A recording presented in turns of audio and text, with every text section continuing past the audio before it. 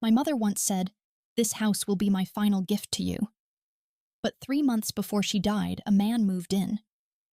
By the time she passed away, the locks had changed, and the $850,000 home wasn't mine anymore. This is the story of how I fought back and what I discovered about love manipulation and the desperate lengths some people will go to for security. It was a one-story brick home on Willow Creek Drive just north of Pasadena. My father built it in 1989 with his own hands, every tile, every fixture carefully chosen. After he passed when I was 25, my mother lived there alone for nearly 15 years. She would walk through those rooms like a curator in a museum, touching the door frames Dad had painted, adjusting the family photos he'd hung. And she always said the same thing. "One day this house will be yours, Emily. Don't sell it. It's where our family's heart lives. Your father's spirit is in these walls." I believed her. Why wouldn't I? For the last 2 years of her life, I was there almost daily. Grocery runs on Tuesdays and Fridays. Doctor visits every other week. Managing her medications, a plastic organizer with 7 compartments that I'd refill religiously. Laundry that had to be folded just the way she liked it. I even learned to make her mother's apple cake recipe because it brought her comfort. The house had been appraised recently at $850,000. Not a mansion by California standards, but solid. Safe. Everything she had worked for after Dad died. And then one Sunday in November, after I'd driven her home from church, she said, "Emily, I want you to meet someone." His name was Paul Hendricks, 68 years old. Widowed 3 years prior. Soft-spoken with silver hair and kind eyes that crinkled when he smiled. He met my mother at First Baptist, where she'd been a member for 30 years. At first, I was genuinely grateful she seemed less lonely, more animated. She'd mentioned Paul's stories from his days as an insurance adjuster, how he'd lost his wife Margaret to cancer, how he understood grief. "He brings me flowers every Wednesday," she told me, beaming. "Yellow roses, just like your father used to." But the progression was swift. Suspiciously swift. By month 2, he had a drawer in the kitchen. His reading glasses on her nightstand. By month 4, his name was somehow on her prescription bottles. Something about helping her manage medications, she explained vaguely. By month 6, he was driving her to a new doctor. I'd never heard of Dr. Patricia Wells, and suddenly I was no longer allowed to see her medical files. "Paul handles all that now," Mom said when I asked. "He has experience with medical matters from when Margaret was sick." The red flags were multiplying, but I told myself I was being paranoid. Protective.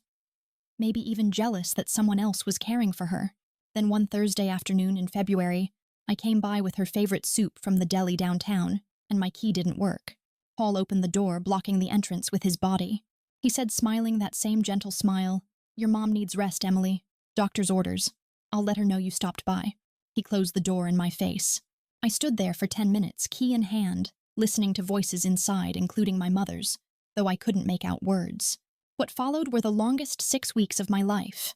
My calls went straight to voicemail. When I drove by, the curtains were drawn. The one time I managed to catch Mom answering the phone herself, she sounded confused, distant. "Emily, oh yes. Paul says you've been busy with work. I understand, sweetheart. Mom, I've been trying to see you for weeks. Paul takes such good care of me. Did you know he was married for 42 years? He knows how to handle everything." I contacted Adult Protective Services, but without clear evidence of abuse, there was little they could do. A wellness check confirmed she was physically safe and claimed to be happy. I hired a private investigator, an expense I couldn't really afford to look into Paul's background. What we found was troubling 2 previous marriages to elderly women, both of whom had died within 2 years of marriage, both of whom had changed their wills significantly in his favor. But having a pattern isn't proof of a crime. My mother died on March 17th at 3:47 a.m. I didn't get the call, Paul did. I found out 2 days later from Mrs. Chen, our next-door neighbor, who saw the funeral home van and asked why I wasn't there. "What funeral home van?" I asked, my heart stopping. The funeral had already been arranged. A small private service. Without me. I called the mortuary in a panic. Yes, they said services for Dorothy Miller had been conducted. The arrangements were made by Paul Hendricks, who presented himself as her next of kin. 3 days after the funeral, I'd been excluded from the envelope arrived. A lawyer representing Paul contacted me with a brief cold letter. Your mother left everything to Mr. Paul Hendrick's house savings account vehicle and all personal belongings. This was executed in a legally binding will dated February 8th. It was her expressed wish that Mr. Hendricks inherit the entire estate. I couldn't breathe. I called the lawyer's office 17 times that day. This man who had appeared in her life just 8 months ago now legally owned the house my parents had built together. The house where I'd spent countless hours caring for her. The house where I'd held her hand through dialysis sessions and read her stories when she couldn't sleep. I went back to the house once when Paul's car wasn't in the driveway. I knew where the spare key was hidden inside a fake rock by the rosebush Dad had planted for their 20th anniversary. My hands shook as I turned the lock. The house felt different, sterile. Pictures of our family had been replaced with photos of Paul and my mother, images I'd never seen, moments I'd been excluded from. I wasn't there to take anything. I just wanted to feel her presence one more time. In her bedroom, I found her old Bible, the leather-bound King James Version she'd carried to church for decades. Tucked between Psalms and Proverbs, I found a piece of notebook paper, scrawled in her increasingly shaky handwriting. If anything happens to me, I want Emily to have the house. She's done everything for me. She's earned it. Paul is nice, but he doesn't understand our family. The house should stay with Emily. She knows how much it means. This is my true wish. Dorothy Miller. It was dated January 18th, 3 weeks before the will was signed, but it wasn't notarized. Legally, it was just a piece of paper. I hired an estate attorney, Maria Gonzalez, using money from my 401k. The legal fees would eventually cost me $28,000, but Maria believed we had a case. This smells like undue influence, she said after reviewing everything. The timeline, the isolation, the previous marriages, it's a textbook pattern. We filed a petition in probate court, alleging that Paul had manipulated my mother when she was vulnerable and isolated her from family to ensure his inheritance. I brought the handwritten note. I brought testimony from her longtime doctor, Dr. Robert Kim, who confirmed that Mom had shown signs of early dementia and confusion in her final months, something the new doctor, Dr. Wells, had apparently not documented. Mrs. Chen testified about the sudden isolation. The private investigator presented his findings about Paul's history. Paul fought hard. His lawyer painted me as a greedy daughter upset about being disinherited.